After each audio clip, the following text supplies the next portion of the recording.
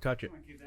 Should I move closer? Nobody told Jason about the hand jobs that we give each other. Fuck, I'll get fucking hand jobs. Oh, it ain't about getting hand jobs. That's the problem. That's all the guests show up waiting to get their hand job. Yeah. We're on and rolling. Charlie's like, we're on and rolling, so don't be a fucking total scumbag. Welcome back to It's All Bad. I'm here with Mike. That's me. Danny. Hello. Charlie. And a very special guest all the way from Vancouver, Jason. We're really excited. Jason. Welcome. How did you hear about it? Hey? Who sent us who sent you our podcast? My friend Bruce was like a guy I work with. Oh, right. Yeah, and he's like old punk rock dude, and he's like, "Oh, you got to listen to this fucking podcast." He's like, I was like, "Oh, what's it like?" Mm-hmm. And he's like, "Oh, it's like us just sitting around telling war stories." I was like, "Oh, that's right up my alley." I was telling these guys, a bunch of the dudes at the meeting listened to the podcast. Yeah. Oh, my meeting. Yeah. Yeah. My home group's the best, dude. For sure. How did you guys meet? Because Keith went up there and knew. No, I just emailed.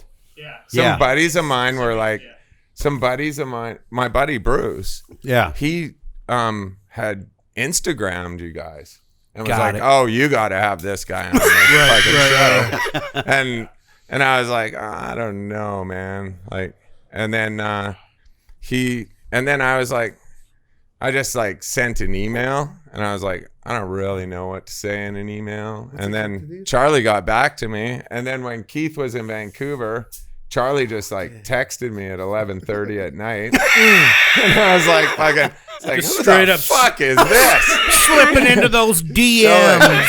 Yeah, totally. And then Keith and I just hooked up and went to The a meeting. Nightcrawler. Yeah. Went to a meeting. They have dope men's meetings up there. Drank coffee, and I was like tweaking. Yeah. Like tweaking bad. Like I felt very uncomfortable. I was like, fuck, we got to go for lunch, man. I need help. I need some sort of healthy food inside me.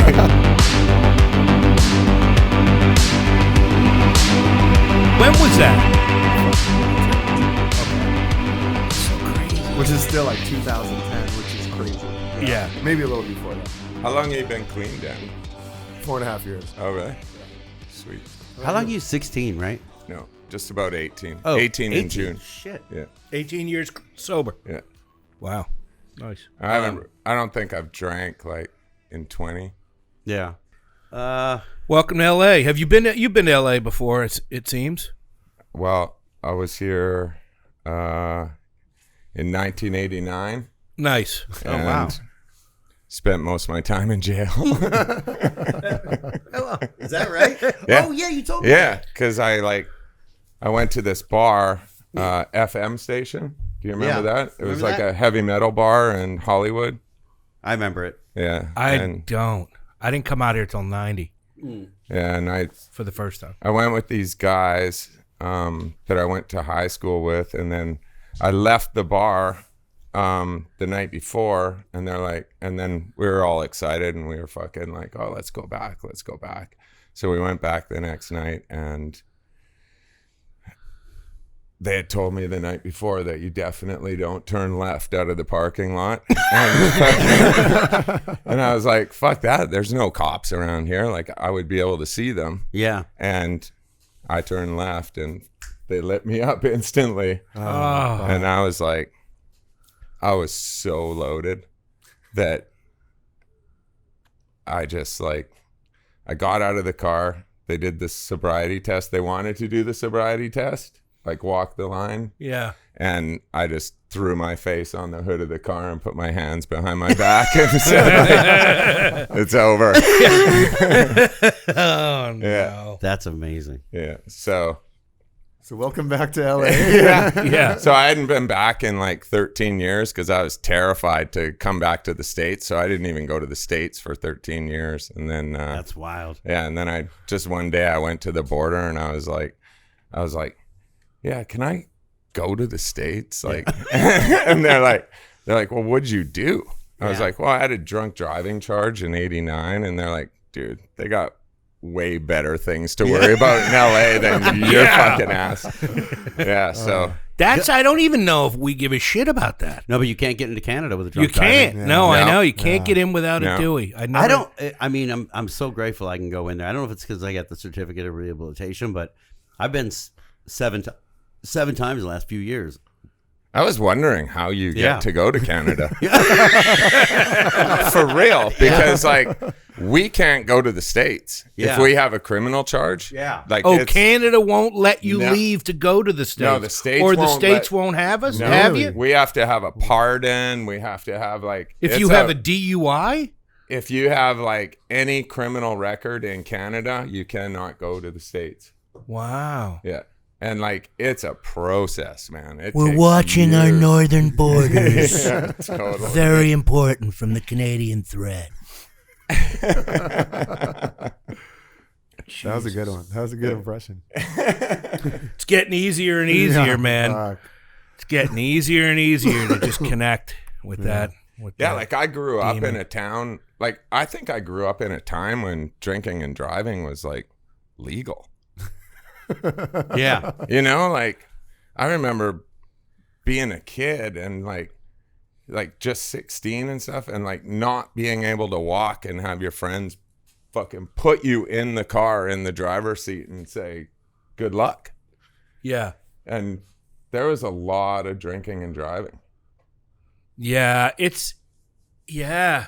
I remember. I do remember stories of my friend of my dad talking about that. I don't know how long it's been against the law in the States. Seems like it's been a long ass time, just because. But I guess it also depends where you are in the States, because I know people have. I remember stories of somebody was like, my dad as a kid with his buddy, and they were all riding down to the beach or something with somebody, and it was like, and his wife got mad at him because he took the kids down to the beach with like a case of beer, basically, just kind of drank the whole way down and back. And it was like, and he wasn't. I was like, did no one really made, like, he didn't get in trouble for that? And he's like, well, I mean, maybe with his wife, but like, and people used to call him a drunk, like, that style. People knew he drank. And I was like, wow, okay, that's interesting. That's wild. Yeah, my dad never got the memo. I think he thought that it was legal. It was fine. I'm sure in the Ukraine it was like, I'm think to this day it's still legal to, like, it's illegal to drive without having a beer, an open container while you're driving. My dad was a cop. And he never got the fucking memo either. Fuck yeah. He was like fucking crashing cars and shit. And it was like nuts. Really? Yeah. That's great. Yeah. Bad lieutenant. Yeah. Totally. I was in treatment with this old junkie dude. Yeah. Who, like, my dad used to bust when back in like the 70s and shit. And he said, like, my dad was like the fucking worst. Really? Yeah. Like kick the living fuck out of him. Oh, wow. Yeah. He's like, I fucking hate your dad. Thank God you didn't have to pay the fucking, you know Yeah. what I mean? Yeah, Pay the toll totally. for that shit. Yeah. Totally. Dude, He's like, your dad's who? Yeah. in like 1985, I remember, like, and I wouldn't even say I was selling weed. I don't even know where the fuck I came across it. But very small bags, like probably quarter ounces and shit here and there. But I was in this neighborhood in Glendora, and these dudes, they were like these heavy metal dudes. They were rad, and they're like, hey, this dude Ken wants to buy a dime bag and shit. I was like, all right. So I go meet him, and I was like, damn, this motherfucker looks like a cop. He had like blonde hair and a blonde mustache and shit. You know what I mean? And he was kind of a dick. So I sold him the dime bag of weed, and he's like, okay, cool. Like complaining about seeds or some shit. I'm like, I don't know what to tell you. So then, like, a week or so later, they go, hey, that Ken dude's coming back over. Don't trip, because he's a cop. And I'm like, what? And I go over there, and he's a reserve cop. He's in a fucking Los Angeles County Sheriff's car, deputy car. Oh, God. In the uniform. And I come over to the house, I go, wait, what? You know what I mean? Like, and I go in the house because now I'm on the spot. I'm like, fuck, I've already sold this guy weed. He comes in the house. I mean, full fucking I'm like, this is so fucking weird. So I sell him the weed. He's like, looks a little bit short. I go, man, I don't know what to tell. Like, I'm really uncomfortable with this. I'm like 15 years old. Yeah. I just remembered that when you said that shit. Dude, I remember getting arrested. Like, I come from this town. It's called Chilliwack. It's an hour east of Vancouver. And I got arrested one time, and like we're at this house wrecker party. This friend of ours got he had like made the NHL. And he bought in this house, and they were going to tear it down and build another house. So he's like, we're going to have a house wrecker, like literally destroy the house. And like, so like we're smashing the fuck out of this house. Like we're bringing tools to the party. Like, it's going down. And like my buddy's up in the roof, and he's like smashing new skylights into the roof and stuff. And the cops come, they're going to bust it. So I got like this 100 lot of acid. I got like this big bag of booze, and I just start running, and I'm going, and fucking I leap over the fence, and the cops are like, stop or we'll shoot, right? And I'm like fuck. They pull me down, and like I get out of jail the next day, and like my buddies are like, dude, we live in Chilliwack. Like, as if they're going to fucking shoot you. Like, come on. Your dad's a cop. They're not fucking shooting you. You know? Yeah, you're the last motherfucker they would shoot. Yeah, totally. Was your dad a cop in Chilliwack? Yeah. Oh, okay. Yeah. How are the cops with the people on Hastings? So Hastings is like Vancouver Skid Row, and it's fucking gnarly. Yeah, it is gnarly. And Jason got loaded there. Yeah. For years, right? The cops are at a time they weren't very nice, but like now because it's yo. No, it sounded a little muffled. I don't know. Hello? Like I was like talking into an asshole. Like that's what. Maybe I'm just tripping. I don't know. Now it sounds Let's fine. see. Hello? Hello. I can't hear Mike at all. Do it again. Hi, hello. Mike I wasn't hear Mike. talking. He wasn't fucking. He was. So you couldn't hear him. You can't hear the scotch going down his Down his leg, just down the inside of it. I can hear the scotch going down the inside of his leg. Yeah. Mike's drinking legal speedballs. Coffee and a cocktail. Yeah. You make me proud, Mike. I do the best that I can. So, okay, tell us about Hastings. No, the cops are really understanding there now. Oh, like okay. they're like, they don't really, I don't know. I haven't been there for a long time, but Yeah. I heard that like they're pretty helpful. What's the gnarliest thing you ever saw in Hastings? Or, in that area when you were running around on Hastings? Oh fuck. There's a lot of gnarly shit. It's like fucking Mad Max. I just showed It Mike is. a video. It of it. is. Yeah. Yeah. But I don't know. I think just there's like people go down so much there, Yeah. right? Like it's just like it's like fucking there's like dead bodies everywhere. But like not even some of them are like dead. Really? But well, yeah, like people are dying constantly Yeah, on a daily basis. They lost 1,000 people last year in Yeah. Vancouver. Wow. Yeah. And Just in Vancouver. Yeah. How many people in Vancouver? 1 million. Wow. I mean, It's a lot. that's a fucking high number, isn't it? they're very lot of far people. ahead Is of that us, though. considered Yeah. high? I'm like, listen, you can't ask me. I'm like 1,000, 1 million. Keith I tell mean, you about it seems like things are in order. Did Keith tell you about our morphine machine? Yeah. You told me. Yeah. What's that? What's a This morphine shit's machine? fucking tight. What is that? I wish I was loaded. That's what it is. So it's like this machine. This doctor has privately funded this thing, and it's a machine. I think they've taken 25 addicts that are addicted to fentanyl, Yeah. and Okay. he's created like a vending machine. Yeah. Oh. Yeah, and it supplies morphine. Oh, wow. And so like you go up and you scan your hand, and it can tell how much dope you've done that day. And if you've done too much dope, it won't give you the morphine. But if you're okay, it'll dispense you morphine. oh, And wow. he's paying for it. Like it's amazing. They're so man. far Like, ahead of us, Danny. Yeah. We're like really killing it in Yeah. the fucking In the harm reduction. in the thing, harm yeah. reduction. They have tons Yeah. of fucking Narcan's easy to come Everybody by. gets Narcan. Like Wow. everybody. Yeah. If you want it, you get it. Yeah. I mean, it's getting better here. I went to last April. I went to Copenhagen, And it was cool to see how like all the stuff that they have there, you know, that kind of the Morphine Machine reminded me. So they have these like safe injection sites, you know, where you show up and there's therapists on site and case managers on site, like I think for 12 hours a day or something. There's nurses on site. So if you have an abscess, if you have something that doesn't look right, they'll check you out, you know. There's as many needles as you need, clean needles. There's a container right under the injection station where you can put it away. They have the vein scanners, like where you put your arm into the thing and it shows you your veins, like with a green laser. Shut up. Dude, I could have used that. Technology. Yeah. And they even have a thing. So then they have like the stations for people that are like IV drug users.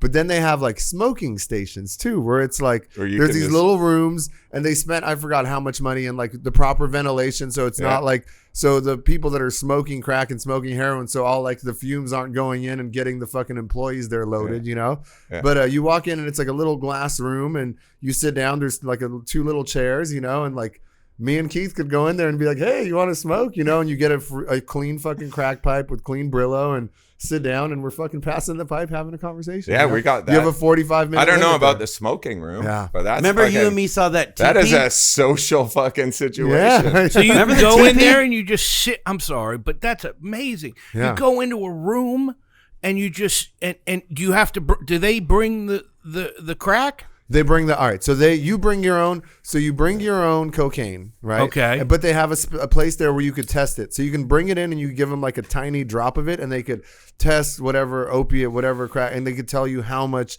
what it's cut with, how much of whatever it's cut with, and they encourage the people to bring in their stuff. See, we have all that too. Yeah, it's so cool. Yeah. And then, but then the what reminded me was, so like you have the Morphine Machine. Yeah. They have a machine for baking soda, where you could then, like, you get a little cup and it weighs out the perfect amount for you to then cook up your little rock with the baking soda and then go sit down and smoke it with your buddy. I didn't smoke a lot of crack. Wow. But I had friends like that were like literally Chef Boyardee at making crack. Like fucking coffee decanters with ammonia and just like swirling it. Like, dude, that was pretty good. Yeah. Yeah. I had a friend that was really good at it who we had on here. We got to bring him back because I think we lost his episode. But he would, like, we had a friend that showed him that, like, we knew one, he was like really into crack. And then we had one friend who, I might have told this before, but he would test his Coke, you know? So he would get a gram of Coke and then he would get clear ammonia.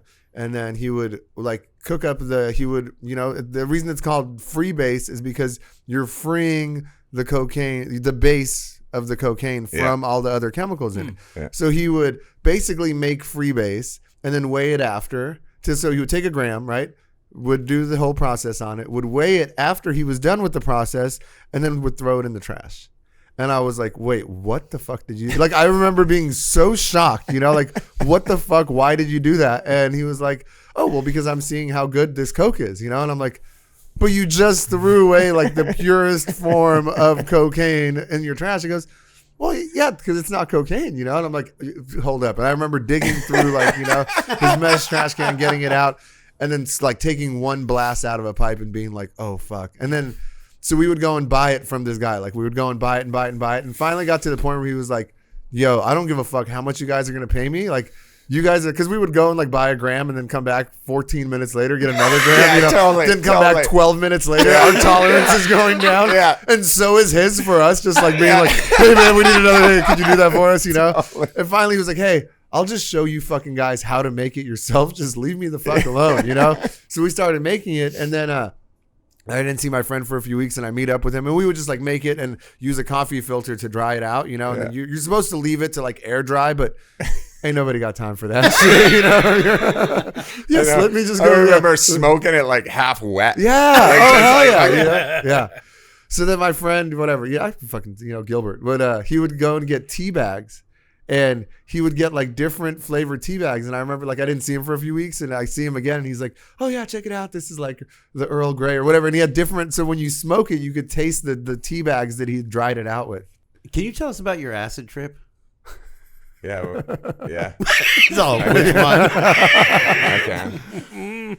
I'll tell you, like, so like, did I tell you about the dude where I got the acid from? No. Oh, dude. So Isn't he like Danny? When He's I like was- the Canadian Danny. when Yeah.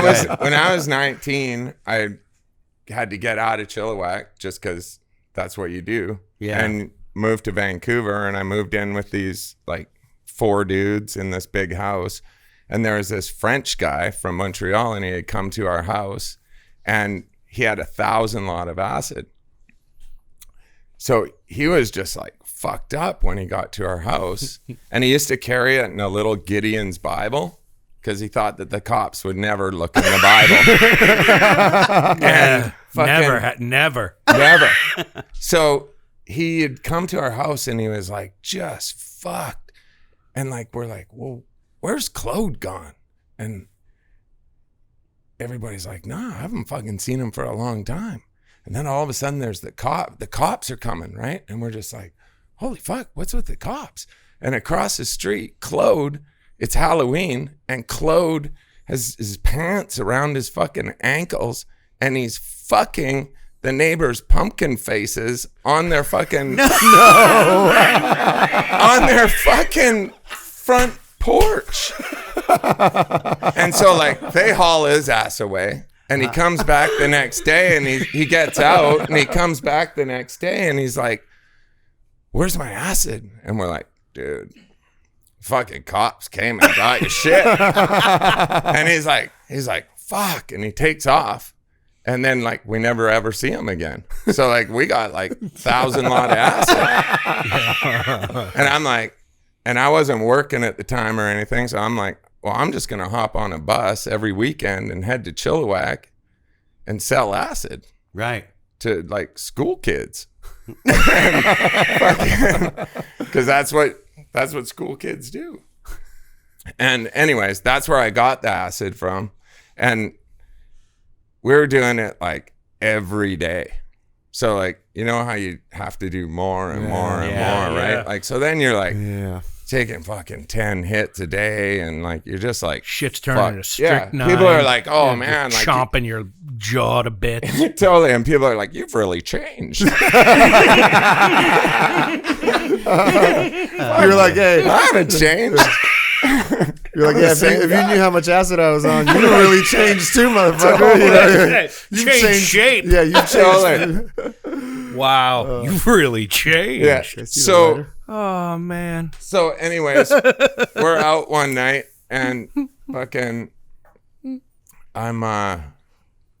we have these big river parties in Chilliwack, and like, there's like hundreds and hundreds of people that go and just like loaded up on acid. And I'm thinking like, so the river that runs through Chilliwack is the Fraser River, and it's like, people just die in that river, like straight up under. It looks slow, but like the undercurrent will take you 10 miles, like fucking, and then you just wash up. So like, I'm thinking that for some reason I thought I saw salmon in the river. And I'm like, looks pretty shallow. I'm going to do handstands and watch the salmon swim by my head. So like, I'm at this party and fucking, I'm doing like those teddy bear stands in the river, and like trying, it's like muddy as fuck, dude. You can't see your fucking hand like this, but like, I'm thinking that like fish are swimming by me and shit. And then like, I'm wet and I get out, and this buddy of mine hauls me into his car, and like, we're driving, and there's like these train tracks in Chilliwack, and like fucking, he's jumping over the train tracks in his car, but I'm like tripping so bad. I think he's in my car, and he's just like beating the shit out of my car. And so I'm like freaking out. I'm like having a bad go. And like, I was like, take me, I don't know where I said take me to, but he took me back to my car. And then I had driven to a friend of mine's house, and it was like 6 a.m. It was early. Like the sun was just coming up, and my buddy comes out of his house and his parents are going to work and shit, and he comes out to wash his car, and I'm like sitting in his front lawn taking a shit on his front lawn. He's like, hey man, what the fuck are you doing? My parents are going to work. I'm like, dude, I just had to come and take a shit. Leave me the fuck alone. It's just like, it was fucking mental, dude. I love that one. Fuck. Um, Fucking salmon. was that the worst trip you've ever had, or on any sort of drug, or No. That sounds like a great trip. Fuck, what are you talking about? Oh, it was crazy, but I'll tell you the worst trip. Okay. Okay. This is the fucking handless child one. Oh yeah. Yeah. So I'm so like mushrooms grow in Chilliwack, like they're like free. Oh, So yeah, so By the name of the place, mushrooms were invented in do you remember the band like- Chilliwack, Mike? No, I don't, but I haven't been to Middle Earth. But all I'm saying is on Saturday night when you and Tom Bombadil and all get together, that's amazing. I just love it. It Huge hit. sounds like Maine. Huge hit in 1982. Chilliwack? yeah, Or totally. 81. Gone, gone, gone. She been gone so long. She Yeah. been gone, gone, gone so long. No way. Gone, gone, That's she been gone so that's long. She been Chilliwack? Gone, gone so long. Yep. Yeah. Oh, well, fucking, I stand corrected. One of the first bands to be on MTV. Just saying, Mike. Hey, Mr. Facts. Over here. Sorry, go ahead, Jay. All right, hold on. Kurt Loder over here. Hold on one second. mushrooms- Oh, 1 second. I gotta restart this. It goes out sometimes. He was like the one black We dude ready? on TV in the early days. Okay, so JJ. mushrooms like grow in Chilliwack. So every October we go mushroom picking. And it's like farmers come out and shoot you with shotguns with salt in them. Yeah. And like fucking they don't want you on their fields and shit. So like you got to like stealth pick. And like you come home with like garbage bags full of mushrooms. Are you serious? Yeah, and we just used like big screen doors as long as like this table and just lay them all out and dry them out, Yeah. right? So we're going to a party in like bumfuck nowhere Agassiz, and I'm at this party and we're like doing mushrooms and we're just like super fucked up, and everybody's like, well, we're running out of booze because like drinking's key on mushrooms. And so we go into this little town. Danny's like, yeah. So there's me, I'm in the back seat. Another friend of mine, Bryce, is in the back seat. We decide to take this little kid with us who's like 7. And then this, I don't know why we took the kid. Then there's like the driver who is this like massive pumpkin headed fucking big dude. And then another dude. And we all hopped into like a Jeep CJ5 Mm-hmm.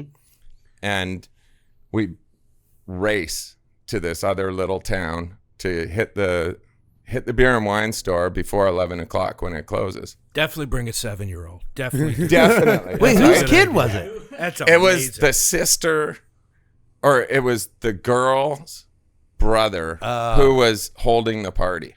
Oh, okay. Gotcha. So we're like, hey, So he had to be there, yeah. hop in the truck, right? Yeah. Hop in the Jeep. So we fly to the beer and wine store, okay? We come, Billy. yeah.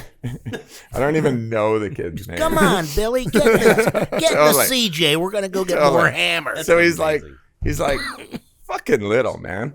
He's a little kid. So we fly back. We're coming back, and the driver of the Jeep is like, well, we should go through the cornfields.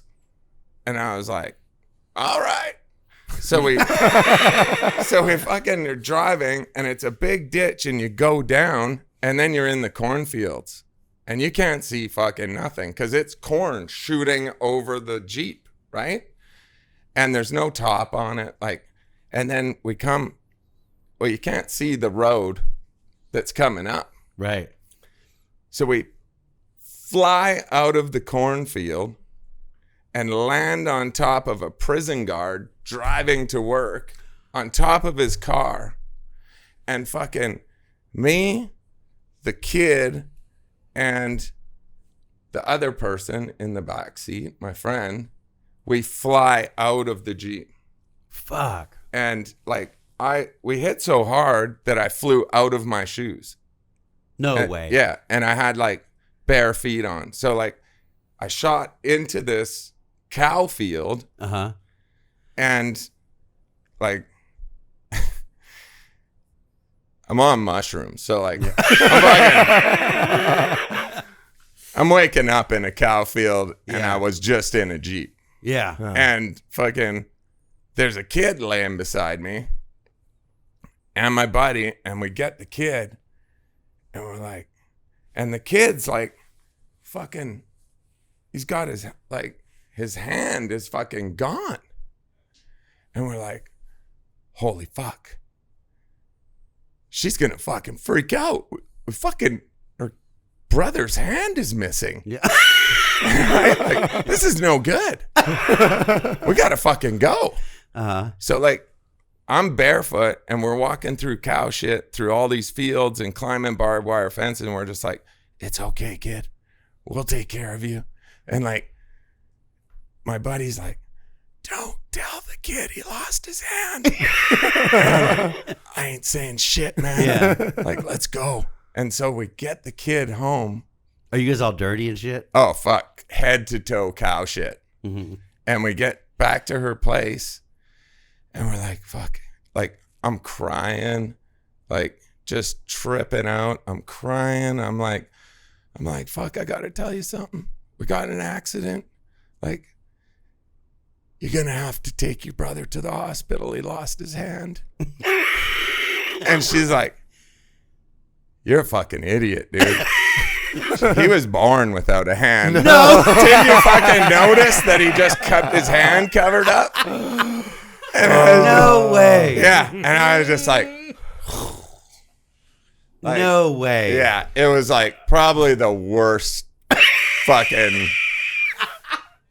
mushroom LSD trip that I ever had. Like that was like a bad go. How long was like the walk or whatever from the cow shit field back to the house? At least an hour. Wow. So the entire time you're like,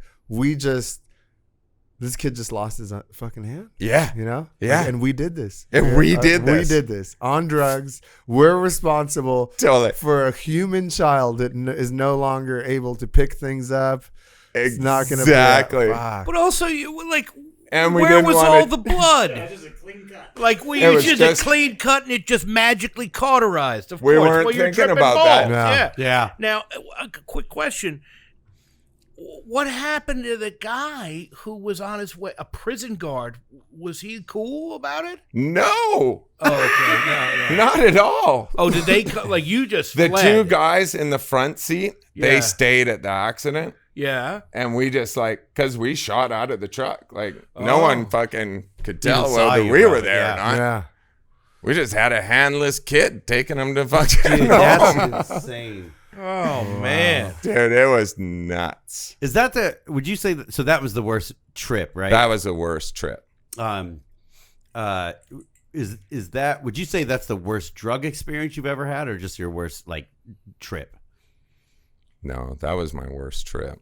Interesting. Yeah. My drug experience was like Every day was like that. every day. It was fucking bad. Yeah. I'm like an IV heroin user. Yeah. Like, it's seriously bad every day. That's like Danny. Yeah, it's all bad. Yeah, it's all. It truly is. Literally, it's Yeah. all. Yeah. Yeah. Fuck, it's all from the second. You shot heroin too? Yeah. Yeah, like that was your gig? That was my shit. Yeah. Oh, fuck. Like a champ. Yeah. And There's it's we like, have a video of me it's like shooting- I'll show it to literally you. like, once you start shooting heroin, like, it's the best. Yeah. Well, I held off. for 8 years. I Me smoked too. heroin Me for too. 8 years. But you it know? was a waste. yeah, That's horrible. how I yeah.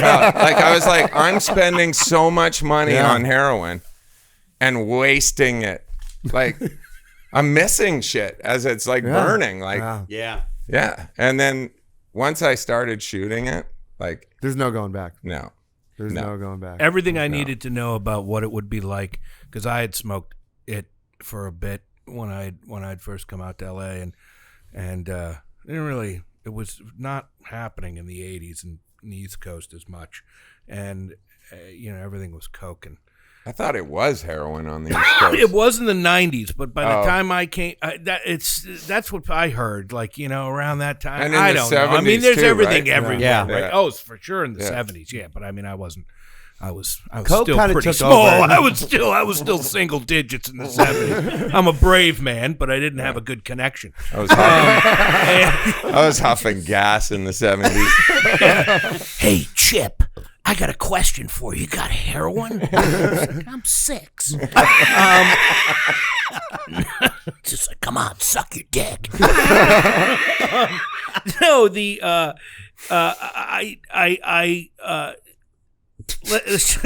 I lost my train of thought. Danny was explaining, about that, talking about you were saying about shooting it up and with someone else, and I remember sitting there like just and your facial expression said everything to me. I was like, God, it's so funny. I don't think I could ever. Like I could never probably I don't know if I could shoot it. I get so it would make me. And he's like, oh, you could. Who said that? Danny? Oh, you could. He's like, and I was like, no, of course I could. Like, of course, that's like everybody who's ever fucking shot heroin at some point was like, oh, God, wouldn't know. Yeah. You know what's I'll just smoke it and be content. And you know then, what's of course- interesting is like I feel like everybody in Vancouver uses rigs, huh? Oh. Like I don't feel like there's a lot of like speed yeah. smoke, and I think everybody fires everything. Yeah, I don't know. What's that? What's See, I never heard. Oh, fuck. Shoots it, yeah. Yeah. Not much speed in Vancouver. Oh, really? No, No. that's a USA thing. I gotta say, I was in Vancouver. take It pride in doesn't our feel like there's a lot of methamphetamine. speed up there. Is it just heroin and cocaine? No, there's Weed, there's too. no heroin. There's no cocaine. It's just fentanyl. That's right. Yeah. I forgot to tell you that, Danny. There's no more. Everything's just fentanyl. Yeah. A friend of his that went out a few years ago, and he said, you can't even find heroin. It's weird. It's gone. Their shit kind of dictates what happens here. Remember I told you I was there a few years ago, and this girl goes, oh, yeah, they cut the coke with fentanyl up here. I'm like, get the fuck out of here. Yeah. And now they do here. And then I told you about that. We yeah. had a couple in Vancouver that fucking a husband and wife that fucking died of fentanyl overdose smoking a joint. Oh, no. Yeah, they just rolled up a doob and smoked it like husband and wife and just fucking Because died. somebody put fentanyl in Yeah. it. In the weed. In the weed. You can smoke fentanyl? Yeah. Oh, Yeah. Oh, yeah. Yeah. So It's a universal originally drug. Here, yeah. But you Originally here can't it was smoke like a tablet of fucking Vicodin. not Vicodin. But so that was the whole thing. So that like with the oxys and like with that was what happened with like the OC80s when they first came around. Right. And then right. what was the other one? Fuck, it's so. And then the Roxys and whatever, like the little blue ones, so you could smoke them. And that was kind of how like a lot of people got hooked is they would start smoking these, you would get these pills and you would lick the coating off of them and then it would come right off. You would put it onto foil and you could smoke it. And you could chase the dragon, as they call it. Really? With Yeah. OxyContin. Oxycontin, yeah. You could smoke it. And then With the waxy coating, You would take we the call coating those off. peelers. lick it. Yeah, Yeah. it comes right off. Yeah. And you would smoke it. And then the Peelers. problem with that was they would run out. Right. And then the oxys, the Roxys, they run out. And then you go, hey, I'm not feeling too well. I got work in the morning. And there was always that one guy that was like, fucking light bulb goes on. He goes, I got something that could help. I got just the thing for you, buddy. Here we go. Have you heard of it? It's called heroin. Get it on Skid Row. Oh, I got a guy that sells balloons, and then you're all of a sudden you're like, well, I could either be like dying, like the thing is like when you're strung out and like you could, you could attest to this, like when you're strung out and you first get dope sick, you're like, oh, I'm dying. At first you think it's the flu. Literally dying. And then you're literally like, oh, I would literally rather die than feel this way. I would literally rather suck cock than feel that way. Yeah. Yeah. Not, I didn't. But I would. But I would. But like, fuck, man. Yeah. It's bad. I mean, I knew a dude who like owned a house, had 2 daughters, had a wife, had a business down in San Diego, drove this like, I don't know, he was like some stupid like bright orange sports car, you know, and he would come up here and he would get Roxy's, you know, and he would get them, and he just like there's something about smoking it. I think that's also like why I did it for so long, is like there's the whole what's the word, like where there's like a whole process. It's like a whole, you know, like the ritual of it, you know, where like, dude, I'm still ritualistic to this day. I'm not kidding. No, like I gotta get up. Yeah. I gotta fucking make my bed. I gotta clean the cat box. I gotta have coffee and a couple smokes. Like I have a daily routine that my day's fucked if I don't do that. And it could be just from like being in recovery houses for so long. But other than that, like I'm addicted to that ritualistic thing. Yeah. Like I had like the kit set up and like everything was lined up sweet, and like fucking the spoon and the fucking cotton and like it was fucking that was a part There's of a discipline to it, right? Yeah, that was a part of the whole you find dream. you find the perfect little bag where like they can hold a few clean rigs in it. Totally. I mean, I think I've shared this before. I would go out of the house to go like serve somebody some dope, and they'd be like, hey, like you got, and we would do like the needle exchange here, have these like bright blue tourniquets, you know? Yeah. And I would just do a shot, and then I'd like pop it off and throw it on my neck, and I'd walk out to sell somebody dope. No way. I'm at a gas station, they'd be like, you got a fucking tourniquet like hanging off of your neck, you know? And I just look at it and be like, you're goddamn right I do. I know. The great thing about it too is everything's so fucking smooth. Oh yeah. Like, you are the dirtiest fucking junkie, but like you are smooth. Oh yeah. Like I had the gift of gab. Yeah. That was just like, oh hey, what's up? Dude. Like, you know, it was like fuck. It was nuts. Fuck. Yeah. I had a friend that described to me, like the first person that I lost to like the disease, you know, they were like, and he started shooting up at a fairly early age. And I remember him telling me this, you know, and him being like, hey, and he right, one of the last conversations I had with him, I think I shared this on like when we did our own little personal episodes, where like I told him like, yeah, I went and I copped some dope. I thought it was like really cool to tell my friend that had 7 months sober at the time, like, yo, I went and I copped some dope last night, and we like rolled around in a van getting high, you know. And he told me like, you know, he was like, hey, don't ever promise me you're never going to put a needle in your arm. I was like, okay. He's like, promise me you're not going to do that again. And I was like, okay. And he's like, and if you ever want to get help, go to a meeting, you know? Mm-hmm. And he didn't tell me like where I find a meeting, whatever, you know, but he told me those 3 things and they stuck. And the other thing he told me once, and like, I'll never forget it, you know, he was like, yeah, he's like smoking it and snorting it and whatever. Like, you know, he's like, it's like taking baby steps, you know? He goes, and then once you take that first real adult step into manhood, he goes, you're never going to take another fucking baby step again, you know? Totally. And it's true. It's fucking true, you know? Yeah. Dude, the ritual of it, so funny. A mutual friend of Keith and mine would tease me so hard, and will still to this day. He remembers what it was like to try to smoke pot with me in the early 90s. And he would be like, dude, this kid would sit there. He'd be at his desk. I always had some sort of a desk, because I always felt like as long as I have a desk, I have my shit together. I understand. Rhode Island rules. Yeah, Rhode Island. Like, as long as I have a goddamn desk.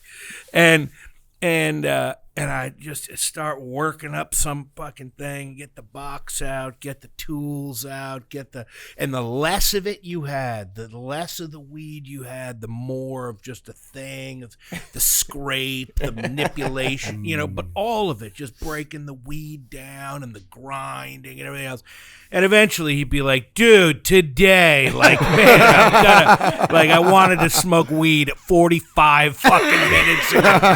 And of course, the whole time, you know, I'm taking these like micro hits of weed, you know, you're getting this like, oh, I'm just working. This is that side weed. This is that side setting the other weed up, side smoking weed. Oh God! You know what's weird? Because I never used needles, you know, but right before I got sober, because I would only snort it or speed or do hot rails, because I didn't want to smoke it, because I was like, you know what? I know. I heard you guys talking about hot rails. It sounds amazing. It's nuts. Yeah, Danny's done it. But I don't. I'm not a speed guy. Yeah. Like I only did speed once, and I was up for 3 fucking days, and I didn't know what to do with myself. It was crazy. It doesn't. It's weird. I mean, Danny's like, because these younger guys, they're like, it's a hybrid thing nowadays. Yeah. Like they'll shoot speed with heroin. Yeah. It's it's been going. Danny's like, yeah. Yeah. I think you gotta be young. There's a cute name for it. A goofball. Yeah, yeah, exactly. Just hitting them. Give me one of goofballs. those goofies. Yeah, let's get goofy. I think you gotta be young to have that speed. God damn it. Goofballs. Oh no! I think you kind of have to be young for speed to work if you're going to be a first-time early adopter. I don't know. Like, I mean, maybe people get in later. Maybe people do get in later, like in their 50s. Does that happen in them 50s, 60s if they get in? Because to me, part of speed is like, oh, it gave you all that energy to go out there and like do all the things that you were interested in doing. Like you were like, I want to go to parties. I want to go do this. I want to go meet people. I want to chat girls up. I want to do this. I actually, sometimes I want to sit here and just like bug out about this project I'm working on or this idea that I have, or like I want to just obsess. And I cannot at this point imagine, like that seriously makes me want to go to bed so hard. I just was the like, idea of it. Like, I don't know if I'm just not the right fit for, but the energy level, it feels like you got to want to hang, like my worst nightmare would be hanging around people 24/7. When I first did it, I had the experience Jason did, where like I was the first, I'd say 3 or 4 times I did it and I was like, it was super fun the first like 6 hours, but then like 2 days later I was just like, ugh, fuck, you know what I mean? It was awful. Yeah. Yeah, he's circling. Yeah. All right. Okay, where were we at? Shooting dope. Yeah, something like that. Shooting dope. dope, yeah. Oh, shooting dope. Yeah, remember that one time? Tell me what. Could you do meth now? I mean, just the amount of energy. Would you do meth now? Right. Just right now, no. Who said that, Charlie? Charlie, Jesus. No. Let's bring out our guest. Yeah. Meth. Methamphetamine. Mike, would you Crystal do him? methane. Would I do meth now? No. I mean, do you have what? No. It terrifies me, and just the idea. Yeah, we were just talking about the idea of just being around people all the time, having to be up. What do you do with all that time? Having to collect shit so much. Yeah. That You would have be to like have rough. you have to have an inner hopefulness in a weird way to be able to maximize that time. Like when you used to go, Keith, and go like find bicycles and find that, like go like. Dude, people You gotta want to enjoy that. Yeah. Like I went to a car show in like, I don't know, some small town, like sober, like a couple years ago in some small town in Washington. The meth heads, like fucking backpacks and BMXs. That's At the car show? no, just like Oh, rolling yeah. through town. That's like a meth staple, Yeah. like Oh, a yeah, backpack yeah. and a BMX. Yeah. Tweakers love a bicycle. Love a Oh, bicycle. fuck yeah, dude. And a backpack full of stuff. Yeah. Yeah. Yeah. We had, Yeah. I was working. Accessories. I'm a carpenter, so like I was building this condo unit, and the company I was working for owned the whole city block. So like there was this house that they hadn't torn down, and like the meth heads had fucking moved in there, right? And yeah. like there That's was what we do. Yeah. Yeah. And there was a Literally what blue we do. fence all around, like construction fence all around the house. And they would come every night, and like it was far, man. Like it was probably to the end of this road away. Yeah. And they would come every night and steal all our extension cords and tie them all together and run them like fucking snake through the woods to this house so that they would No way. Yeah, so they would have power.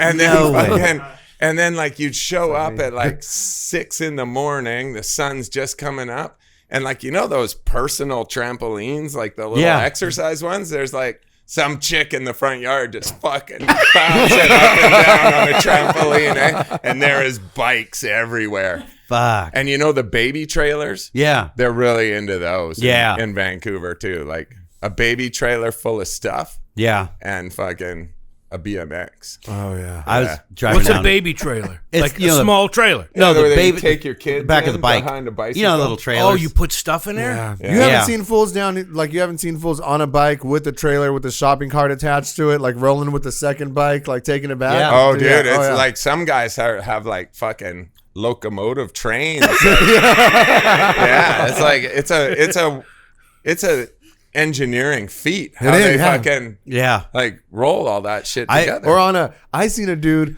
on a bird scooter with like an attachment cart to that, you know, and I was like, holy shit, he don't even need to pedal. He's just all weaving through traffic. I saw you a dude like that in the fuck. middle of the night going down Route 66 through Glendora. My buddy's driving, and I fucking look out the window, and I see a dude on a 3-wheel Schwinn. It's yellow, like, you know, Yeah, yeah. 70s yellow, Yeah. you know. And I literally was like, because I had like radar for that show. I was like, Yeah. you know, and I see it, and I'm like, pull over. My friend's like, dude, please, no, man. It's fucking, because it's pretty hot with the cops. And shit. I go, dude, pull over. And I have the bag, so eventually he pulls over. I get out and I jam dude up. What do you want for that bike? He goes, huh? And he has a stretcher. like it's a ambulance stretcher. Yeah, like a stretcher, but not that heavyweight one, but like one Yeah. you would carry up a mountainside. Yeah, It's yeah. like an aluminum stretcher, but it was mounted on 2 wheels, and that's what he was towing. And I get out, I go, what do you want for that bike? Oh, it's not for sale. I go, what do you want for that bike? And he goes, I go, you do any shit? And he goes, yeah. I go, let's go around the corner. So my friend's fucking terrified. We got to figure out how to get this big ass bicycle. You know what I mean? In the middle of the night, I buy this bike from this dude. I trade him dope for it, and I give him, you know, let him keep the fucking stretcher. I don't have any use for the cart, but so like 2 days later, I'm like super proud of it. Like I want to show it off. It's got high rise handlebars, a banana seat. So And good. instead of- Tricycle. Yeah, Yeah. And instead of a sissy bar, it had 2 shocks holding up the back of the banana seat. So good. And I'm like, fuck, I'm like super excited. I mean, you know, I'm driving people crazy. They're like, dude, you're on parole. You're going to be riding a yellow 3-wheeled bicycle around in public. I get on it and I start riding it. And dude, it's like the pedals are hitting the ground and I can't get any rhythm. I'm like, fuck. And what it was is he had put smaller wheels on the back, Yeah. you know, like lowrider style. Yeah. So I was heavier than him. So like, in order to do it, you would have to be perfectly timed. Like if you needed to, the left pedal was down, you had to be kind of turned right. Right pedal was down, kind of turned left. And dude, I could not for the life of me get the fucking rhythm down. I was just like, you know, eventually I had to put bigger tires on it. But You kept it long enough to put new tires on. dude, I fucking came at one point. That sounds awesome, though. It sounds so much fun. I was running around with these bikers and shit, and you know how like the different speed affects you differently, and like sometimes it's really good, and everybody's into doing shit. And this biker friend of mine and my friend's dad, who was tweaking with us, I think I've talked about him. We called him Uncle Jesse because he kind of looked like Uncle Jesse. But his name was Bob, like fucking perlator cap, red beard, you know, like a modern day redneck, phenomenal mechanic. But I show up at the house and they're like, look what we did. And it's him and my friend Rocky. They fucking taken my banana seat off the 3-wheeler, and they're trying to attach a Harley Davidson seat to it. And I'm like, dude, it went deep. I bought some like old, like plastic bullet taillights from the 50s from somewhere. Yeah. Like I bought them, and I'm like, hey, can we mount these on the fenders? You know, the chrome fenders. Like, I mean, dude, it was fucking bananas. But Yeah. I didn't get into that, but like, yeah. but my acid days, like my sister was kind of my partner in crime in those days. Yeah. And like I was telling you, like we would go garage sailing Yeah. and we'd just be strung out on acid and cocaine. And then like we would hit garage sales, like we'd be raring to go at like 6 a.m. like fuck, we're gonna be the first ones there. Right? Yeah. And we cruise around in like fucking this old 64 Parisienne and just like roll up on these garage sales, and people would just be like, what the fuck is happening here? They just give like, you shit for you to leave. yeah, They're like, totally because like we would just like wear the craziest clothes, like, and wigs and shit. Yeah. We were super into I love wigs. wigs. Yeah. Fuck, we were Man. into wigs. Oh, Danny's yeah. into wigs. I love We wigs. had like yeah. old lady wigs and shit. And I was telling Keith, like I had old lady swim caps with like the flowers on them and Oh, yeah. stuff. And I had like really long red hair at the time. And like we would just fucking roll up on these places. And people didn't want you hanging out? No, not at all. That's nuts. Yeah. And one time we went to this one, I was telling Keith too, like we bought a live chicken for $1.17. And then we just fucking drove around with this live chicken all the time, like sitting in a fucking box in the car. Dude. Yeah. And like just to have as a pet and drive and hang out with and like just throw it under our arm, Yeah. like walking. Fuck, you through- walk into a party with the fucking live chicken? Shit, you know? You're Yeah. styling. Yeah. Oh, you're Yeah. the man. You're Yeah. the fucking man. Totally. Yeah.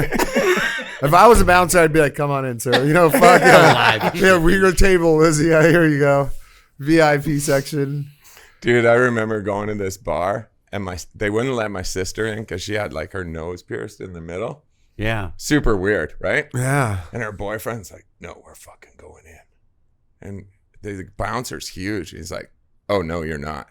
And he's like, oh, fuck yeah. Takes out a can of lighter fluid, sprays the guy down, fucking pulls out a Zippo, and he's like, we're fucking going in. No way. And I was like, fuck yeah. You don't need guns. Fuck, you just threatened to burn the guy. That's amazing. Yeah, it was fucking crazy. That's fucking cool. That's a good one. Yeah, near the end, fucking of my heroin use, I fucking had made friends with my neighbor who was like this, well, his kid and his wife, but I think he was like an Asian drug lord, and his kid was a fucking methamphetamine addled computer hacker, and I was trying to get in, like I was loaded, but I was like, yeah, I'm trying to get into college. Again, he's like, oh, tell me your name. I'll get you to the front of the list.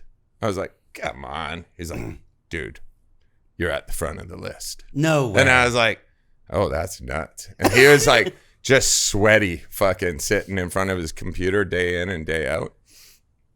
And anyways, I thought it was a good idea that I go to their house and I'm like gonna talk them and divert them, and I'm gonna steal this fucking nice camera that I saw there, right? So I steal the camera, I get out of there, I fucking go and sell it, buy dope and shit like that, and fucking all of a sudden, like the next day, they're knocking on my door, and I'm like, oh yeah, what's up? And he's like, you stole my camera, you stole my dad's camera, we want it back. I'm like, no, I didn't. I did not. Yeah. And like, anyways, they're like, you're coming. Where's the camera? We're driving you to go get it. So they drive me to go get the camera. I had called my mom to like, cause I had no money to get it back. Yeah, of course. Yeah. I had called my mom and I'm like, look these people are going to kill me. I need fucking whatever. I got $100 or whatever, right? We get the camera back and they're like, we'll drive you home. So like, there's the mom and the son, a fucking mom. They're like, we'll drive you home. I'm like, okay, yeah, I live right beside you. They start going the wrong way. And they're going to North Vancouver. Oh shit. And I'm like, what the fuck is this? No. Right? And they're like, oh, we just got to make a stop and then we're going home. So we go into the industrial section, and he's like, we get out of the car and the guy's like, fucking, you're going into this warehouse, and if you make it out, you're not going to tell anybody what the fuck happened. Like the mom is telling me this. No way. Yeah. And I'm like, fuck you. And I fucking push the guy and I just take off, right? Yeah. Where the fuck am I going to go? I live next to him. Right? So I go home and I'm Next like, door to, yeah. fucking locked in my house. And we got one of those peekaboo doors on the front door, right? So I'm like, I have one of those you know, like to kill weeds, you pump up those things. Yeah. Right? And you can Hudson spray sprayer, it. yeah. Right? So I go back into my memory banks on how to fucking kill people. And I'm like, I'm going to fill that fucker up with gas. And I'm going to spray whoever comes to the door down and just throw a Zippo out and light them on fire. Right? Yeah. Never happened. But like, dude, terrifying. Did they not? That was bug a you ever terrifying fucking drug stealing Did thing. they ever say anything to No, you? I ever? moved out the next day. Oh, yeah. Yeah. Fuck. Yeah, it was fucking rough. Yeah. That shit, I've read shit about the gangs in Vancouver. It's fucking bananas. Yeah. What kind of gangs are it? Dude, they have motorcycle gangs. They have like Yeah, fucking street lots. gangs, but everything's like based on drugs. Oh, yeah. Yeah. So there's a lot of people getting killed. And they're Yeah. bombing shit. Like they're like, it's like mafia shit. Yeah. It's pretty crazy. Like car there's bombs. like a lot of people like there's a place like one of the suburbs is Surrey. And Okay. they have like Indian gangs, like East Indian gangs. And like people get shot every day there. Yeah. Like every day. Is that like the Red Scorpions and that? No, that was in Abbotsford, but that was a legit thing. Yeah. Yeah. Yeah, it's fucking wild. But the Hells Angels used to run the downtown east side. And then now Vancouver? Yeah. Oh. Yeah. And now it's like Sean was telling me that there's like 14, 15 gangs all vying for like Oh, right. Yeah. And then there's like that park that I told you about, like where everybody camps and people get shot there all the time. It's like crazy. And there's not a lot of guns in Vancouver. That's the No. weird thing. Yeah. It's like we don't have guns like you guys have guns. What can you tell us about the lady with the twin? Yeah. The twin. Oh, fuck. Now, I don't know. So I always hear you guys. It's funny because I always hear you guys talk about lower companionship. And I had met this guy. I don't know how, but you know, however you meet dope dealers, Yeah. right? Yeah, you meet him. Yeah. I know a guy, Yeah. and then fucking you meet him, and he's like your best friend. Oh, yeah. And I was growing weed at the time, and fucking I would fast dry weed and then trade them for heroin. And he's like, "Fuck, I don't want your fucking stupid weed, man. Like, just bring me money." Yeah. And so like after a while, he's like, "Oh, you can come up to my place." And I was like, "Oh, sweet. Like, we're buddies now." And he's like a greasy fucking Junkie. yeah, dude. Like, and I'm like, "Oh, he's my buddy." Fucking. And I go up to his place and his girlfriend answers the door. And she's got this fucking thing. Like, I remember like reading books about circus sideshow freaks and stuff. Yeah. And she's definitely got another person living outside of her stomach. Like, for real. So I never saw it like come, like I never saw her shirt come up and like see any arms or anything hanging off. Yeah. But like, you know what a parasitic twin is, right? Where it's like, and you have another body growing outside of your stomach. Oh, No, I know. I don't know what this is. You gotta fucking Google that Yeah. shit. right now. Cause like, Wow. and she had this like, Wow. she had this thing. Like growing- an arm? No, like a fucking human. Like a Baby. human attachment? Like another Yeah. little human? Yeah. Like a Wait, what's it homunculus? Parasitic twin. twin. Was it a homunculus? That was it, the humancule? That's it what was- they used to call. fucking disgusting. Did it move and shit? Oh, really? It was Dude, disgusting? It sounds hot. Now I was Jesus Christ. What Now, was like- it? Was it? Did you see it? How I did saw you her see? T-shirt Yeah. over it. And what did it? Did you see a face through it? Look at Danny. Danny's like, oh. Did you see a face? No, through I the did tea? not see a face. I think I saw a small body hanging off of her Oh, stomach area. did it have a mouth? Fuck, Mike. I didn't fucking see it. Did you put your finger in its mouth? I want to know right now. No, but dude, I think Ugh. that I think he was turning her out. Oh man. Imagine that. Wow. You got to be like freaky to be into that. Yeah. Mm-hmm. Dude, that is fucking wild. Yeah. Did it move and shit? I thought I saw it move, Yeah. but probably not. Yeah. It was probably just her moving.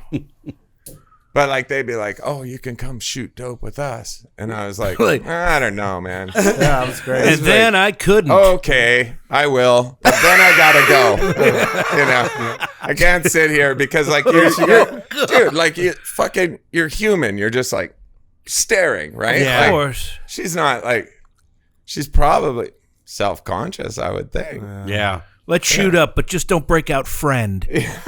So, You know, it's fucked up. You're telling the story, and I'm thinking to myself, I'm like, man, hey, she got a few extra veins, though, in that motherfucker. Oh God. oh, fuck, dude. I'm fucked up. Wait, you have two necks you can shoot? Oh man. See, that was one of the things, like, you know, the next thing Yeah. that I didn't do. Yeah. I didn't do that. I did it once. Really? One time. What? Cocaine. Shot in your cocaine. penis? No, Oh, in my neck. dude. Shot in my neck. That is a rough go. I'll tell you my story of my sweet trip to the dentist.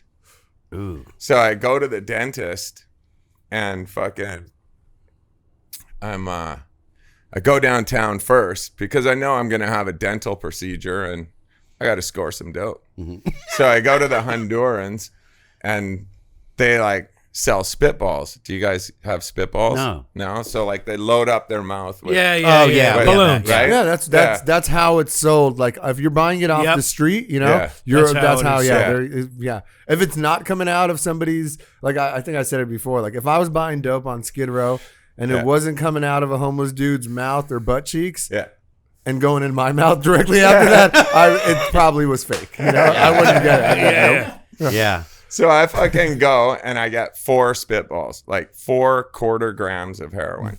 Because at that time I was shooting quarter gram smashes. Fuck. And then, so I'm like, okay, I'm going to go.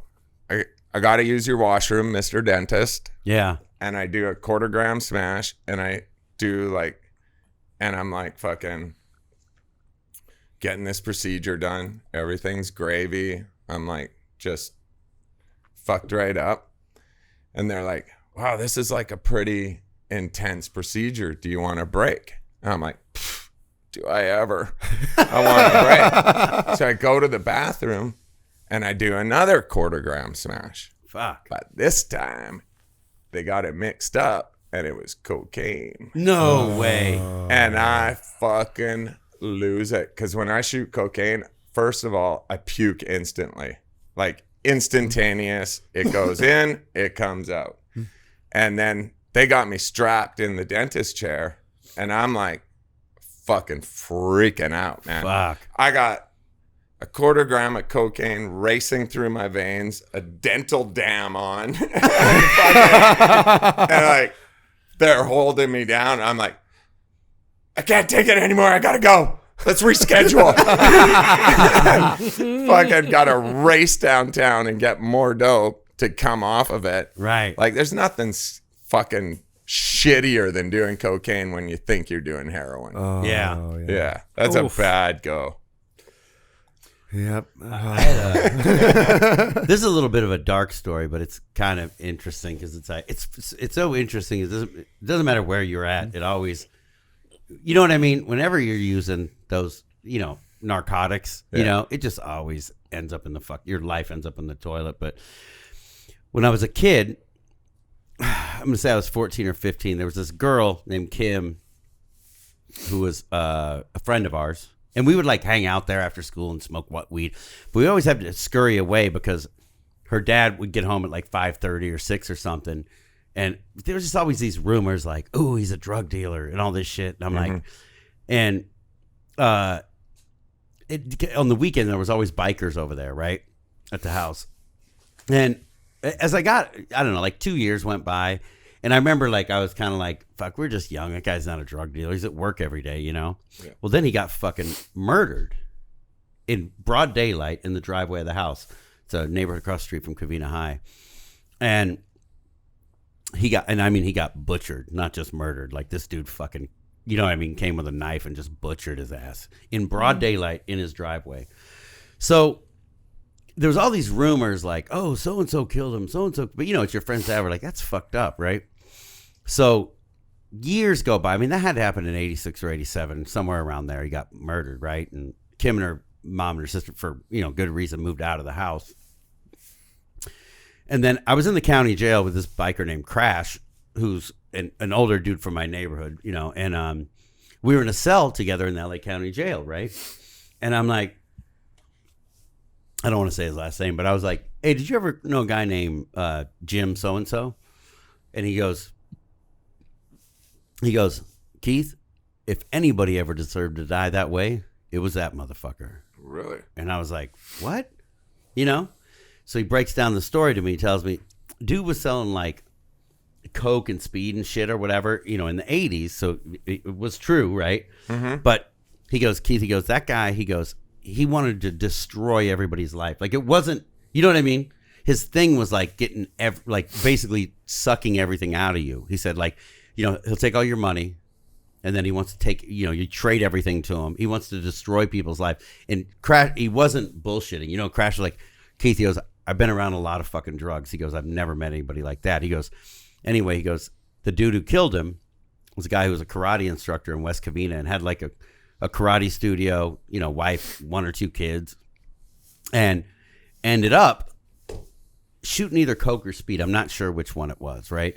But Crash said, he goes, I went with him. He goes, I was with Jim. He goes, and we carried that guy's leather couches out of his fucking condo. You know, his wife's already left him. You know what I mean? He's lost the karate studio. And he said that he was just like sitting there on a fucking 5-gallon bucket, you know, shooting speed or coke, one of the two. Anyway, dude gets busted and he goes to the county jail.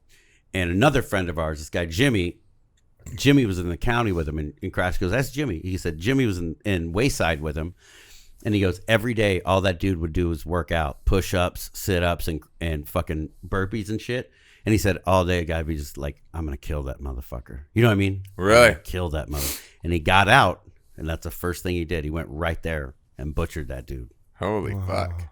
Fuck. Yeah. I've known a dude like that too, that would like meet somebody that likes to do the occasional cocaine on a Friday, Saturday night. You know, has got like a little job, a little car, has got some, you know, and then they're like, you ever tried this stuff? You know, and bust out the meth. And then like, you just see these people like, you know, like that job's gone. Then they crash the car. Then they're like getting, you know, they're like clucking.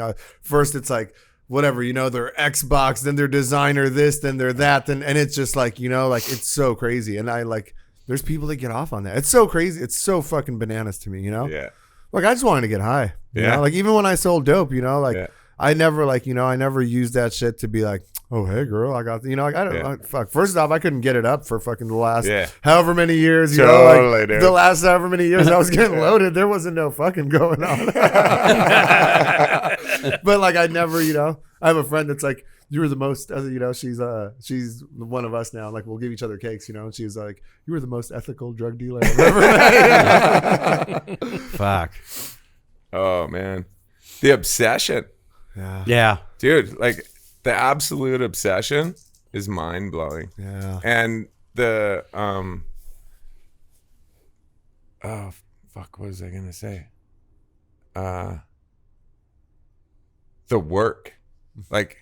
To be a heroin addict is a lot of work. It's a lot of work. Like, man, I should have cleaned up earlier. Like, you know, it's just like, it's day in, day out obsession and how am I going to turn this wheel and like all this. Like, and I was awful. Like, I would steal and like, I had the worst scams going. Like I would steal library books and like have like solvent and stuff and take out like the card holders and shit and then like go to used bookstores and sell them and stuff. Like, you know, I was like a book thief. Yeah. You know, and just weird shit. We used to clean stamps in prison. Clean stamps? You know how like when you mail something, they put a like it's like a stamp over the stamp you stick on it. Yeah. And we would clean them and reuse them. Really? Because stamps are stamps are actually a form of currency in the U.S. Yeah. Like you can buy things with them. Oh, really? Yeah. Wow. Wait, what? Yeah. You can buy shit with a I don't know if you stamp? can at a store, but you could we would mail them to buy shit. You know what I mean? Oh, wow. Books, almost Yeah. anything. Huh. Yeah. Yeah, it's crazy looking. I think back on like all the fucking crazy hustles that we would, come up with. Like, I mean, like it's just fucking the energy, like the resourcefulness that went into fucking getting loaded another day. You know? Yeah. Fuck. Did I ever tell the Persian Ben story with the iPads? I don't I know. don't think iPads. No. So I had this dude Persian Ben, rest in peace. He was by far my favorite drug dealer ever. He the guy with the liquor store downtown? Yeah, Okay. he had a convenience store downtown LA, Yeah. which at towards the end of the time when by the with the end of my using it, whatever, he downtown was already way gentrified, and this dude had a liquor store. It's open till 3 a.m. every night, and you go in there and it's like a regular whatever bodega, they got fucking regular shit, cigarettes, whatever, beer, whatever you Candy, find. Candy, yeah. And then you get to the back of it, and there's a little staircase with a metal gate on the bottom of it. And if you knew Persian Ben, he would buzz you up and you would go upstairs, and there he had an office, and he had he had fucking he had stolen art in there that was worth millions of dollars just hanging out, it was insane. And you could bring him anything and leave with the bag, it didn't matter what it was. As long as there was a monetary value on it, he would take it. It didn't matter. We had a pool hall like that called Seymour Billiards, in Vancouver, and you could go and boost anything, yeah. from razors to batteries to anything, and the Italians there would just buy it. Yeah. You just go in, put all your wares out on a pool table, and they just offer you whatever, and of course you're taking it. Could have offered you 12 cents for it and you'd fucking take it. But as long as you made what you needed, it was dope. So we would you could bring this guy anything. I mean, he loved high-end bicycles. He had all kinds of crazy weird foreign cars. I mean, he had every and the fucked up part is he had at one point he got all of his money because he's Persian, so he moved here and family money, and he bought a bunch of warehouses in downtown LA when they were still super affordable. I forgot what year. I think I shared this before. And he would make ice in all of them, not meth, but ice, frozen, cool, and sell it to gas stations.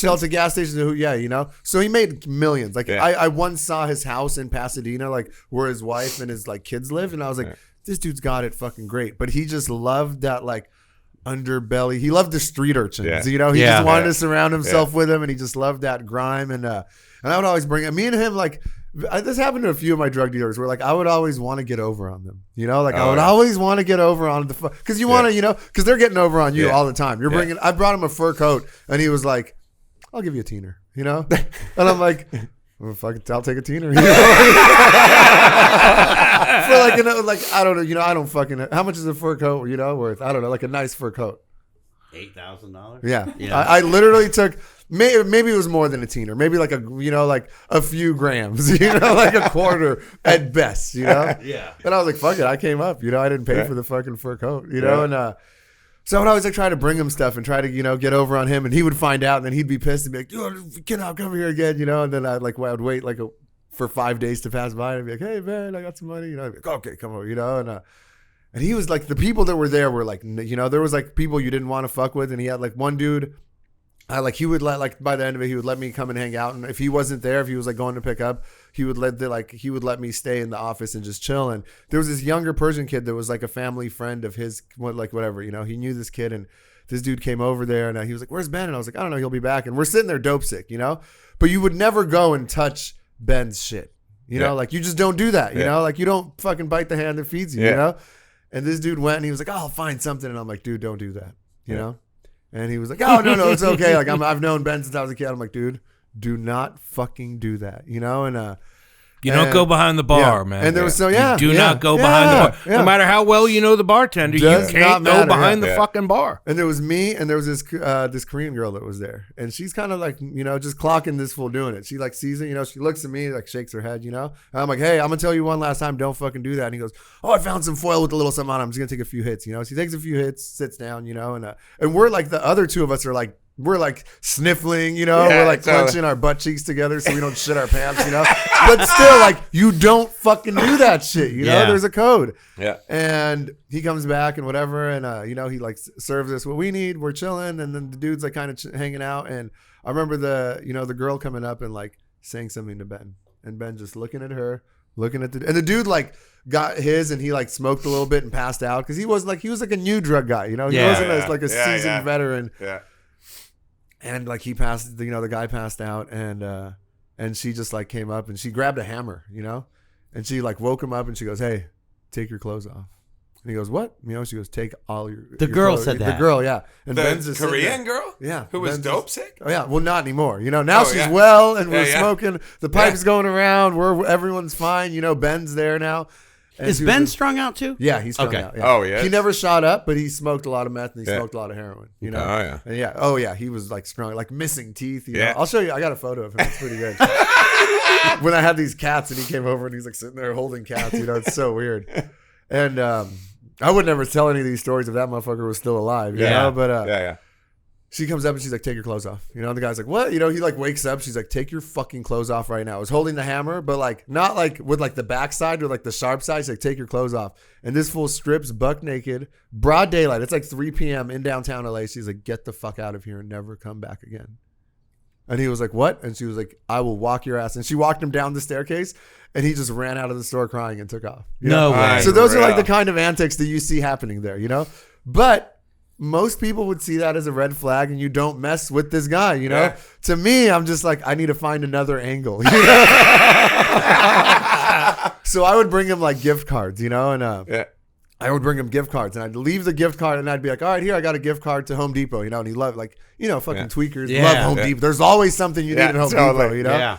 Who doesn't love a Home Depot? Yeah, yeah. You're getting a fucking, I just started thinking about shit I needed at Home Depot. So he would do like 50, maybe 60, 65 cents on the dollar, depending on how, if it was like over a few hundred, he would do like 65 cents, which is really good, you know, and that's cash. And now if you're doing trade, he would probably do like 75 cents. So like maybe 80 cents, which is really good money, it's great. Yeah. And I would get these gift cards, but the fucking piece of shit that I am, like, I couldn't just give him the gift card and be like, "Okay, cool, I got a bag, I stole this stuff from Home Depot, I returned it, like, I got a gift, I got a card, I'm not paying anything for this." There was this app that came out called, I think, Gift, and you could like store your gift cards in the app, And I would give the gift card to Ben. I would hand him the card, right? And I had this app, but I would first scan the card into the app. And you could share the card with another person. So give the card to Ben. He calls it into Home Depot. Make sure the balance on it is good. $400 gift card. Okay. He gives me the $322 worth of dope, And I text my friend, "Hit it," And he's at Home Depot already ready to fucking clean out that gift card that I just sold to fucking Ben. Fuck. So he stops taking gift cards from me altogether. At one point he's like, no more gift cards. And one day I got an iPad, and I was like, fuck it. But I didn't want to give the iPad to Ben, So I had this genius idea where I was like, oh, if I get the iPad, I take it out and I put something inside of the iPad box, and then put the plastic back on it, and this is like us in like full meth psychosis sitting around like, how can I get over on him again? Like always trying to find an angle where this dude's like not he's just like a pretty good drug dealer, it's pretty fair. He lets us get high at his house or at his shop as long as we're not shooting up, like he would give it like, he would get rooms at like different places and let us hang out with, like, he was a decent dude, he was not a bad guy. So I get the idea and I'm like, I'm going to get an iPad. I'm going to put stuff inside of the iPad box to weigh it down. Then I'm going to somehow figure out a way how to like shrink wrap the box and make it look good. So I get like some shrink wrap, the stuff that I took off the iPad, obviously I can't reseal. So I get like other plastic. I find a heat gun that I have like laying around because what good tweaker doesn't have a heat gun, So I'm holding it from far away, get the shrink wrap perfectly on the iPad, bring it into Ben, and I was like, here, and I always had like a, you know, like a plan B where I was like, oh, I have another broken iPad that somebody clucked to me, so I'll be like, hey, I have these 2 iPads. One's broken and it has a cracked screen, and then one's brand new in the box, you know, and he can't open it, you know, because he's gonna resell it. He don't want the fucking iPad, right. you know. Yeah. So I got it all planned out, and I come over there, and he checks out. He goes, oh fuck it, I'll take the broken one, and he goes, yeah, cool. I want the other one too. How much you want for it? And I was like, oh. I'll go like, you know, it was whatever, $700 iPad. I was like, I'll go 500. He goes, cool. My friend will be here soon. I was like, all right, cool, you know. But then I started thinking, I'm like, friend will be here. Why isn't this fool he's paying coming me? to buy the iPad. Yeah. So these 2 huge solo guys show up, just like ginormous dudes, you know, like scary motherfuckers come in and they go, oh, it's the iPad, whatever, you know. I go, yeah. He goes, okay, cool. What do you know, $500? They go, cool. They take out the cash, they put it on the table in front of Ben, and they go, hey, Ben, you got a scale? And I'm like, oh, maybe they're gonna buy some dope or whatever, you know. And the one dude looks at the other and he goes, pull up the website and see how much a fucking iPad, fucking whatever, a 64 gigabyte iPad weighs. Fuck off. No way. Are Yeah. you serious? And I just like turned blue, you know, because these motherfuckers, they're dealing with fucking idiots like me all the time, you know? Yeah. And they put it on and they go, you know, he looks at the phone, he looks at the scale, he looks at me, and I would have never thought of it. I put like fucking old fucking batteries in the box to weigh it down, you know?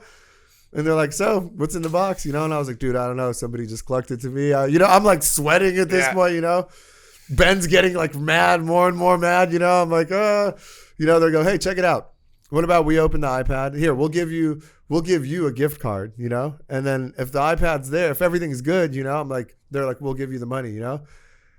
I'm like, no, I don't want the gift card. Fucking, I'll take the iPad back. And they're like, no. And one dude stands up and blocks the door. And I'm like, fuck, this is bad. Oh, you know, that's this is bad. a bad situation. That's bad. And Ben's getting more and more progressively mad about everything, you know? Shit. If I'm like, fucking open the box, you know, I don't know what's in it. I start like trying to get like, you know, do that like anger defense, like, what the fuck you have, whatever, let's see, you know? And they open it up and it's the fucking batteries. And I'm like, you know, and Ben just looks at me, goes, you fucking cocksucker, get the fuck out of my shop.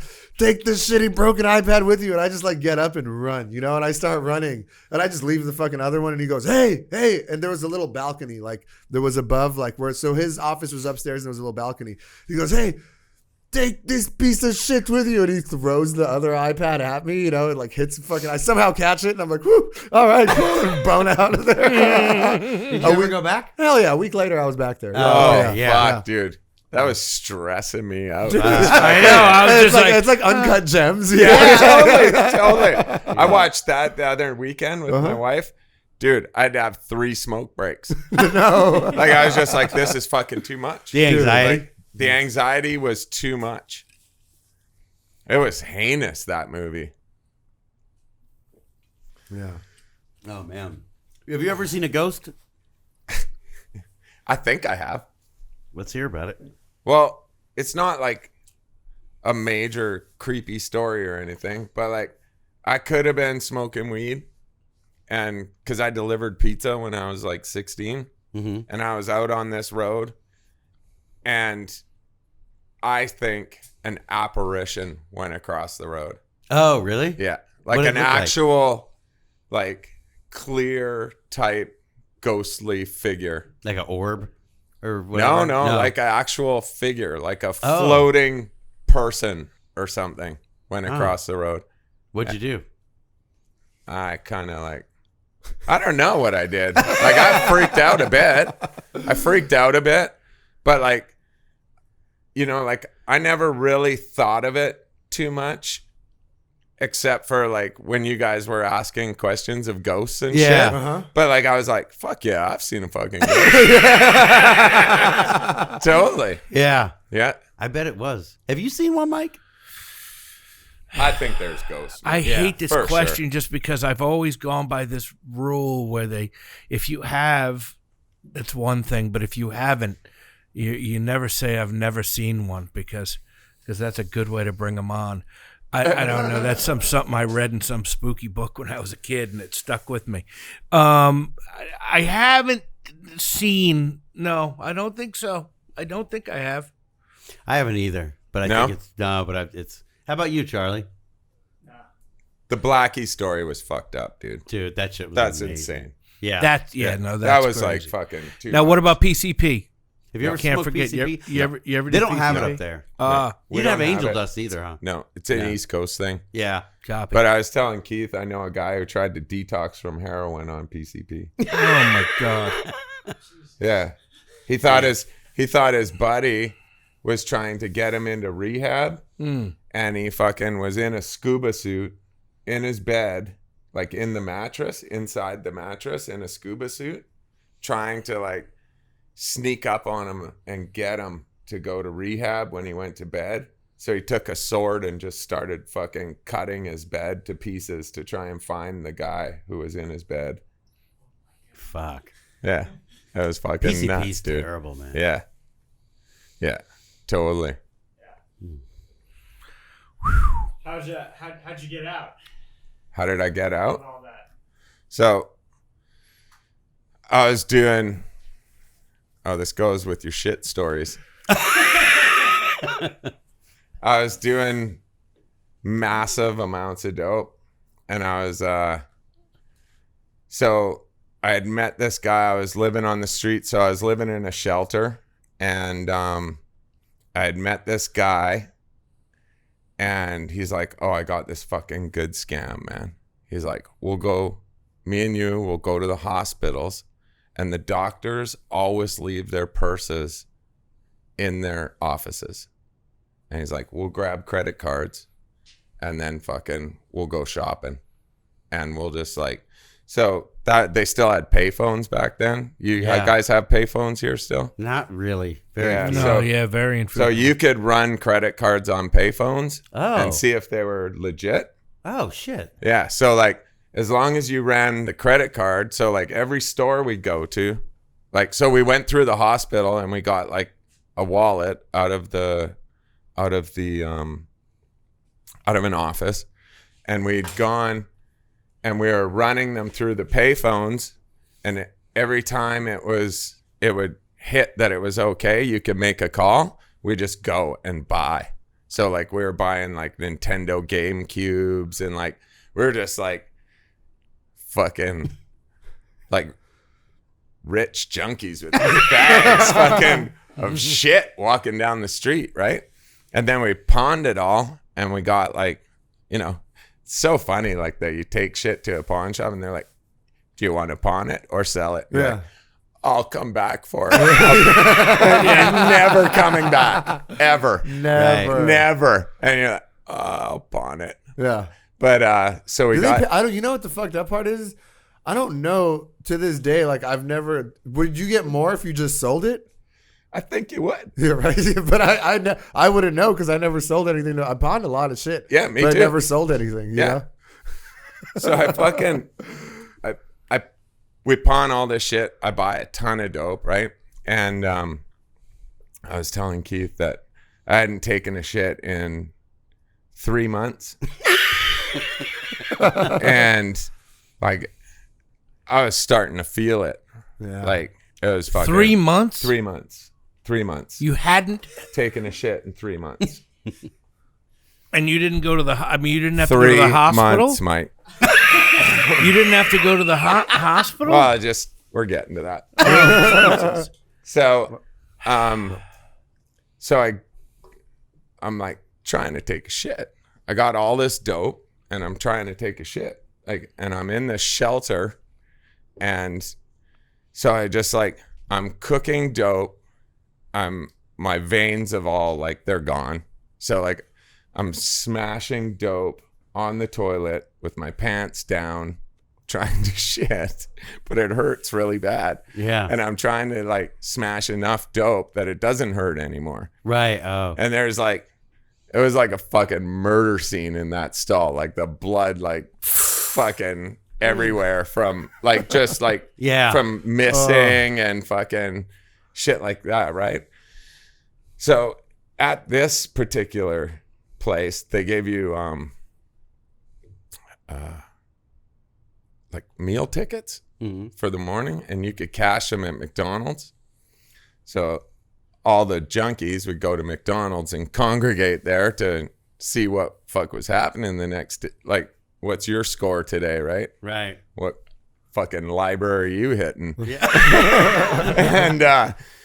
and this one guy, he's still clean today. He cleaned up right after me. And he's like, dude, like you fucking look really bad. And I was like, yeah, man, like, fuck, I'm not feeling so good. And so he's like, really, you should go to the hospital and get checked out. And I was like, yeah, but I got some shit to do today. Yeah, like, of course.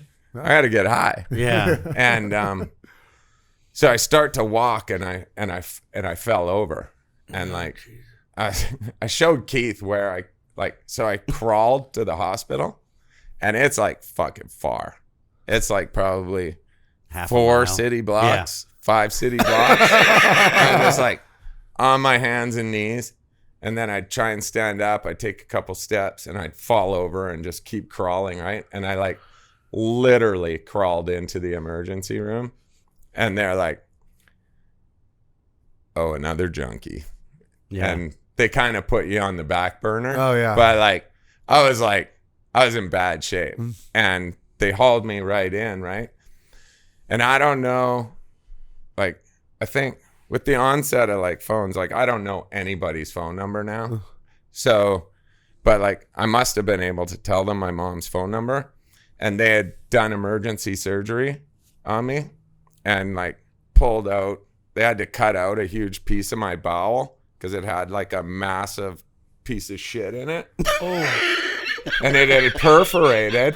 And I was going septic. you were going, yeah. Yeah, right. and they like said like I only had like literally, if I would have stayed out, I would have died like 2 hours to live. Fuck. Yeah, and Yeah, so once you start going septic, you're fucked. Yeah. like that's it. It's a top ticking clock. yeah. So like And it was packed in there. yeah, just dried up. yeah. Oof. Then my first sponsor, he was an old prison guy, Yeah. like fucking from like Supermax or something, right? And he's like, oh yeah, we used to take him out with warm spoons, man, in prison. He's like, we just take like 2 warm spoons and put them up there and like scoop the shit out. No way. Yeah, he's like, we used to call them Yanchi babies. I was like, what the fuck is that? And he's like, oh yeah, yeah. Fuck. So I had like, they took out part of my bowel and stuff, and Yanchi babies. yeah. Did So, you like, see the shit? Hey, no, You were out. no, Yeah. yeah. But they No, said they didn't give it to you yeah, afterward. totally, it wasn't a present at the end. Doggy bag. But like, I was like, It's not like your I was wisdom teeth. so dirty, stinky that they like literally incinerated my boots at the hospital. And they're like, maybe you can get your mom to bring you some shoes when she comes to visit because like your boots are gone. Wow. Yeah. And They had to like cut him off with like a fucking. With I don't know what they did. They just told me they burned them. And so like I had like a colostomy bag. oh shit. And like giant scar like up my guts and shit, right? And so the ultimate in humility Uh-huh. is going to a meeting with a colostomy bag Yeah. because you have no control. You're like sitting there in a meeting and all of a sudden fucking you start farting out of your stomach. Does it make noises? Oh dude, like fucking wah! No way. Yeah, and you gotta like grab it and fucking like hold it so it'll be like silent, right? So It's I would, like, attached, though, right? Yeah, The so like when bag's I would go to attached, yeah. meetings when I first cleaned up, like I would like fucking take a tensor bandage and wrap it around my stomach so I wouldn't like be fucking uncontrollably farting and No fucking way. Yeah, and like you don't know when you shit, like nothing. It just And it fills smells up with terrible too, shit. right? Oh yeah, I would like go into people's rooms in the recovery house and fucking open it up and waft the fucking shit smell in their room and then just close the door. That's like some Alexis shit right there. Yeah. You know. Yeah, it love was like horrendous. Fuck. Yeah, but it got reversed. But like I was on the morphine drip in the hospital, and you just like think you're fucking smooth. Like I'm like just fucked right up, right? Like I got tubes coming out of me and shit. I'm like, what's up, nurse? Like, how you doing? Like trying to move on the nurses and shit. And like, it's crazy, man. And that's when you got clean? Yeah, that's when I got clean. Like, you know how they tell you that you have the moment of clarity? Yeah. Like the doctor came in and said like, oh, you can go on the methadone program or you can just get clean. And I was like, I'm just going to get clean. Like, I think I've done my damage. Did they detox you? No, I had a detox. Cold turkey did? Yeah. Oh, wow. Yeah. It was rough. Yeah. Yeah. How old were you? I was 32. It's crazy how like that dope kick, like when I was younger, man, I would bounce back quick. Yeah. You know, it was like fucking 2 days. What's up? Let's do this, you know? Totally. But like the older you get, the harder those kicks get. And it's the longer and you start feeling shit in places that you never, you know, you're like, oh man. The worst is methadone. Oh yeah. That's the worst kick ever, man. That gets in your bones and it's like, didn't the Nazis create that? Yeah. Yeah. Yeah. Yeah. I mean, and that shit's fucked up for your teeth, you know? Yeah. It's like you know, Yeah. it might look like, you know, but like that's all gone. Yeah. That's all. Like I'm still, you know, it's the work in progress, Yeah. you know. And like I've been Totally. going to a dentist pretty regularly. Shout out Dr. Najee. If you're a recovering junkie, alcoholic, whatever, hit up my boy. I remember being on methadone and fucking like but still like I would get my methadone carries for the weekend and just drink them all on Friday and then like be sick for the rest of the weekend and like be staying at my mom's or something and like shooting vodka. Like, yeah. Whoa. Whoa. Man down. Whoa, shit. Man down. The hell? Yeah, have you injected alcohol? No. Oh, it's fucking fucked up, dude. Shooting booze is like bad news. I bet. Wow. And you can do it and survive it. Is it on there, Charlie? Oh, yeah. You get ultra drunk, ultra quick.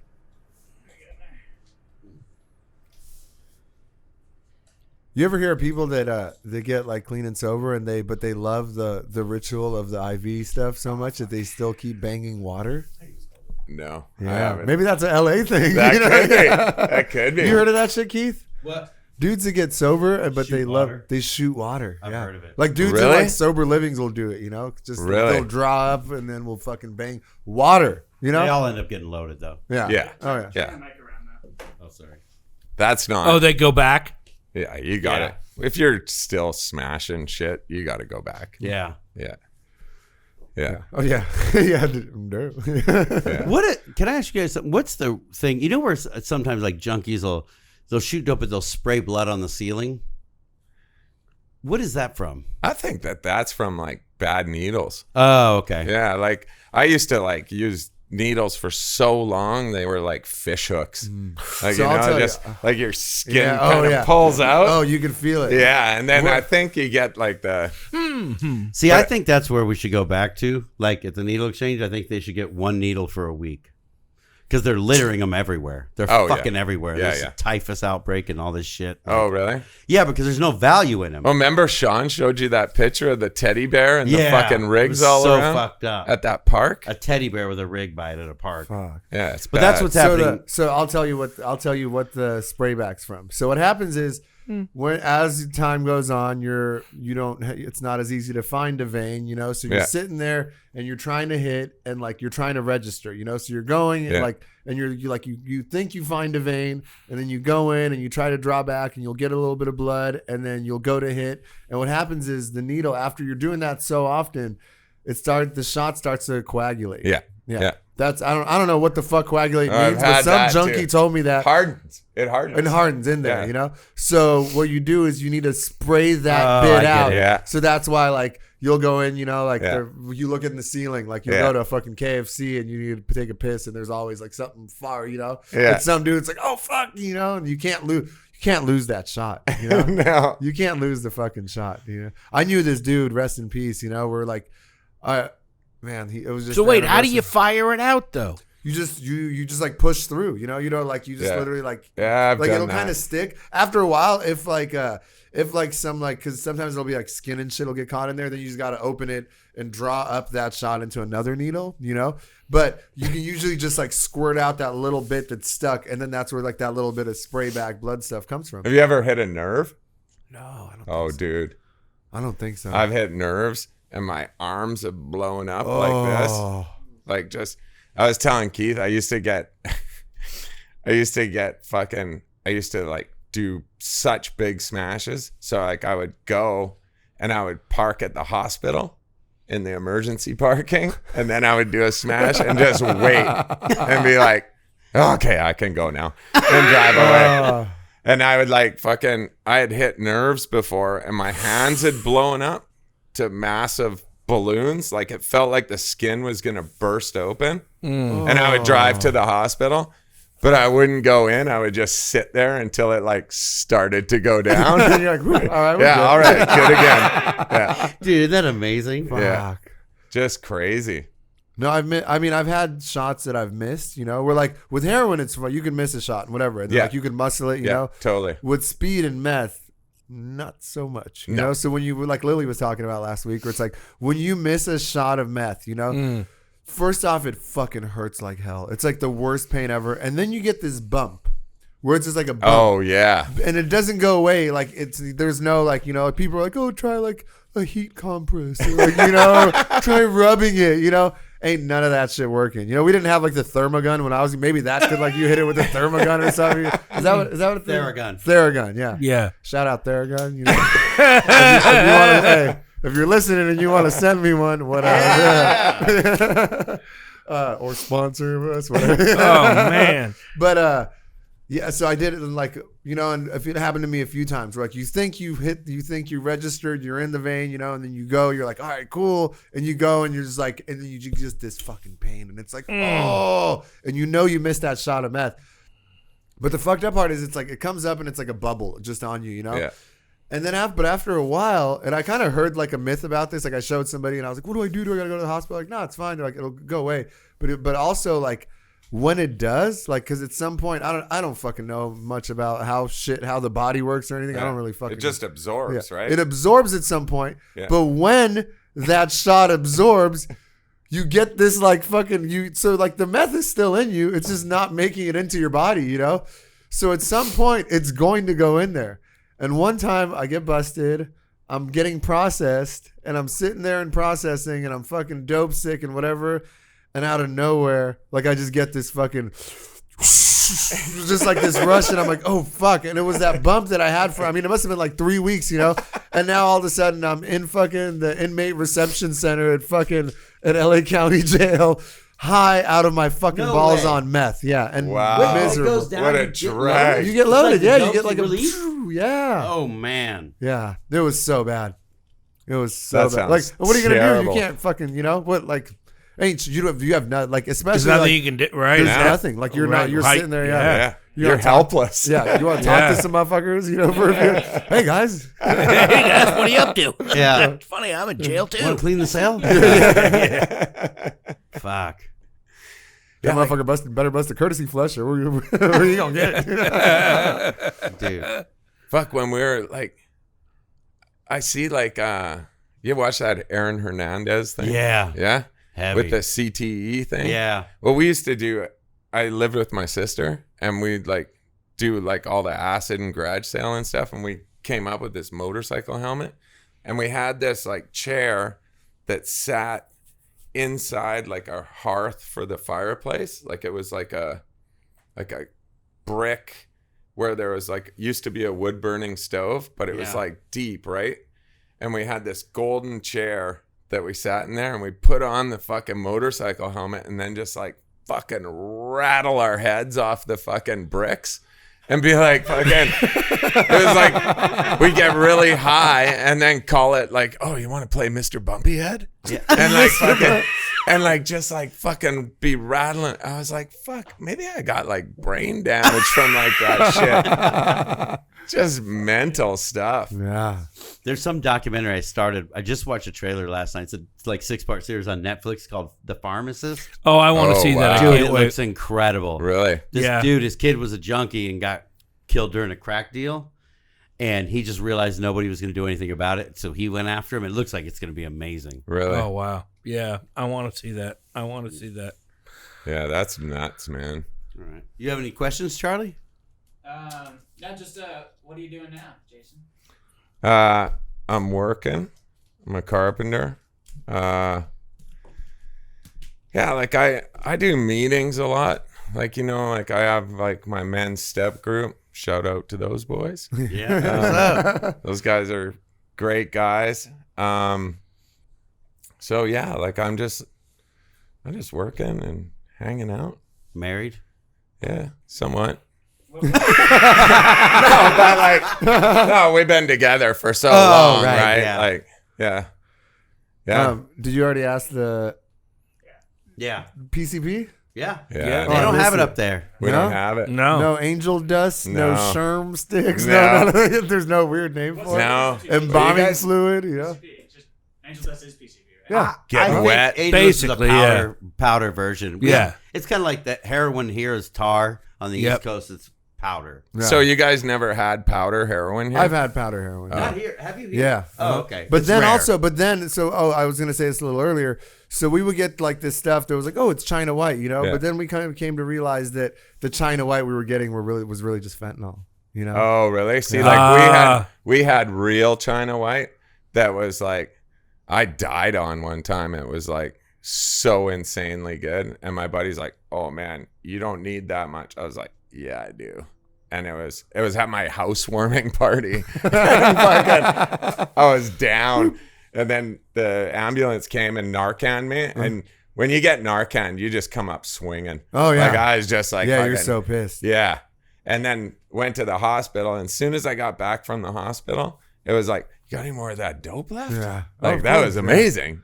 Yeah. Yeah. He fucking, I don't know whatever happened to him. He's like the Sasquatch, man, that dude.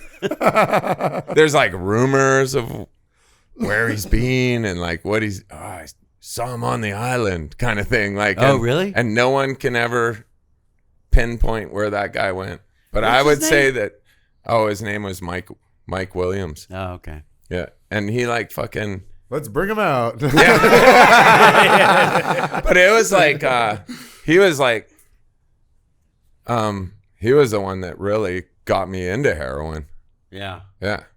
Huh. Like, not awesome, Yeah. Yeah. but That fucking guy. fucking, yeah, there's something about that drug that's just like the best. Yeah. Did you start doing coke and then it led you to heroin? Did you Yeah. say? Yeah. Yeah.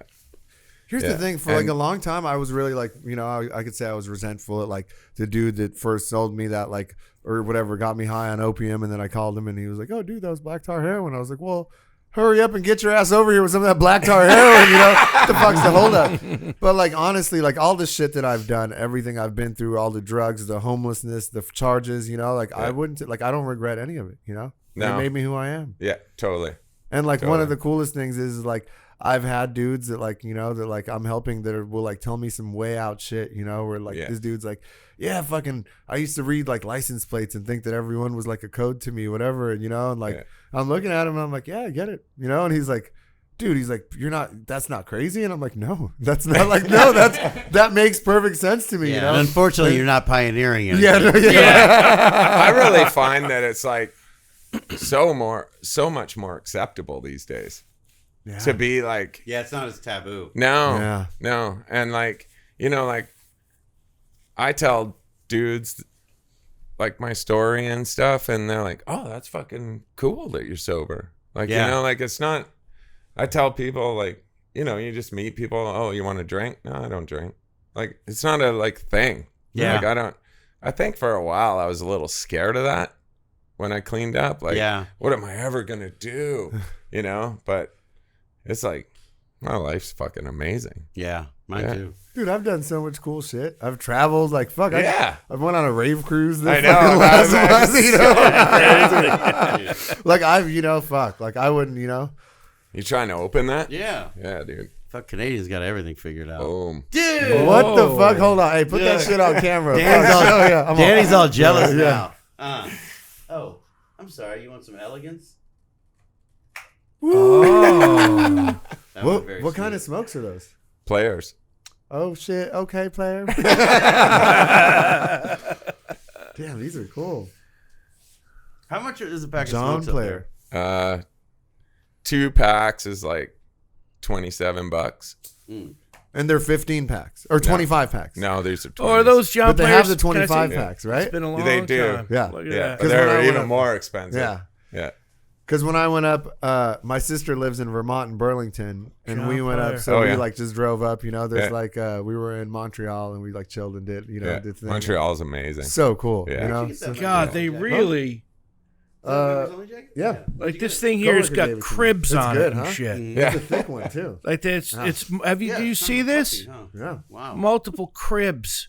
There's cribs on the cigarettes. Well, our packs now, Right. Yeah. I lucked out and got packs with color on them. Now all our packs are just like black.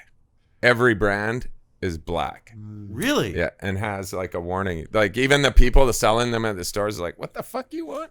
Like What's I can't tell the difference between any of them because they're What's all the just most black. popular cigarette? Like, what would be the Marlboro of Canada? Probably Those? these or Export A. Ah, yeah, the the green Export ones, A. the Green Death. Yeah. Yeah. I got a even- homie that smokes those all the time. Yeah, Ah. yeah.